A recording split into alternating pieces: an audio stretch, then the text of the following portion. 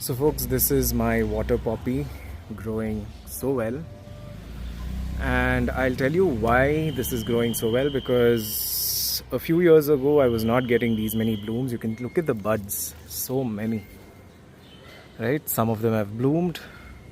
So this is how the water poppy will look like, and there are so many buds. So how to make your water poppy grow like this, right? So that's the question. So I'll give you a very simple solution, and the answer lies in its container. Okay, so let's look at the plant. So the story behind this is that I had got this as a small plant, a water poppy, and it was grown in a container like this with holes at the bottom alone, right? So a container like this, and it was giving out one bloom maybe in one season or in a year or so, but it was not giving me profuse blooming. So what I thought was, I should give it a more ideal growing condition, like how it is found in nature. So obviously, these will be growing under the substrata, or the soil layer of the ponds and streams where it grows. So what I decided was, obviously, when it grows like that, their roots touch both the soil as well as the water. So that's the whole point. So here, with such a container, the roots were not really touching. That is, the side roots were not touching the water. So I decided that I will grow this in a orchid pot, a plastic orchid pot. Because if I use a terracotta orchid pot, what was happening was the terracotta pot was disintegrating slowly, it was breaking down, so it was not working out for me. So the best thing that I did was, see, I can easily remove this as well now. Yeah, if I just cut off all these protruding ones here, I can easily remove this. Okay, and then repot it. See, right? So that's how easy it is. So what you need to do here is get a container like this, an orchid container like this. So this was already an established plant, right? So it was easy for me to put this inside. If you're growing this, like you're adding new soil and things like that, you need to add garden soil, not compost. Okay, anything that floats, like cocoa peat and things like that, are not supposed to be added, because they float in the water.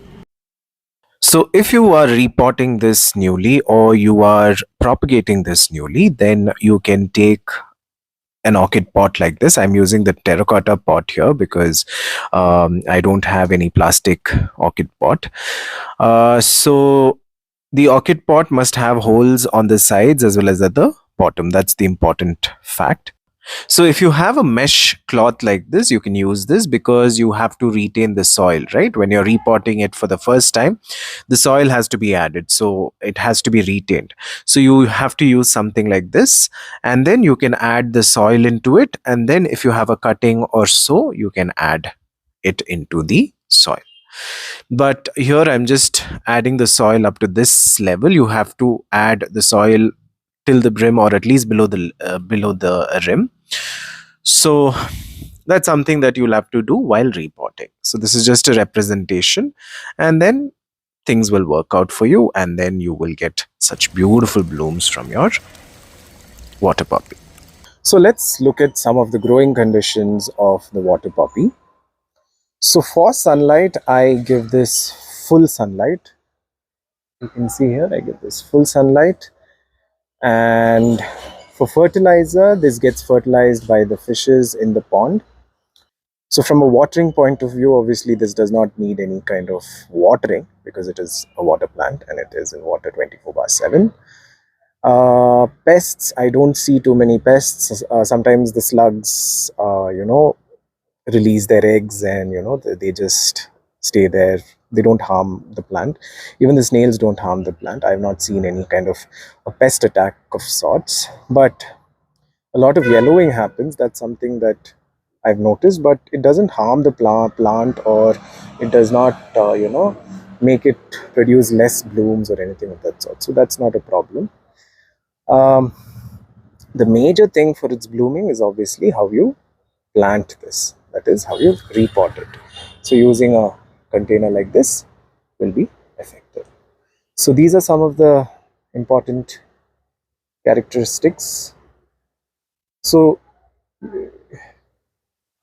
you can also deadhead this. Some of the spent blooms can be found over here. You can just deadhead this and clean the plant if you want.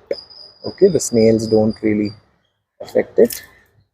So you can take off these spent blooms and then you can keep the pond clean.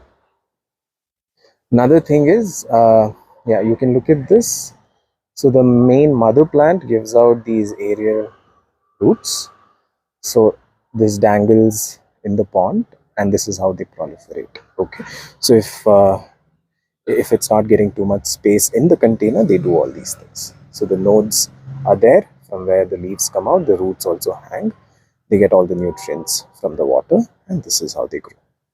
So it's fairly simple if you take care of its uh, growing conditions, that is sunlight and its repotting. The others will just be very easy. Also, you must be wondering what's this Buddha head doing over here. So I have planted a Bacopa munieri or a Jalabrahmi here, and you can see new growth. So this will probably grow like hair, and then it will come out. It has beautiful purple blooms as well, so it'll look exquisite. So that's the whole Buddha head theory here. So I hope you really enjoyed this particular water pet poppy episode, and until we meet again, a very watery goodbye.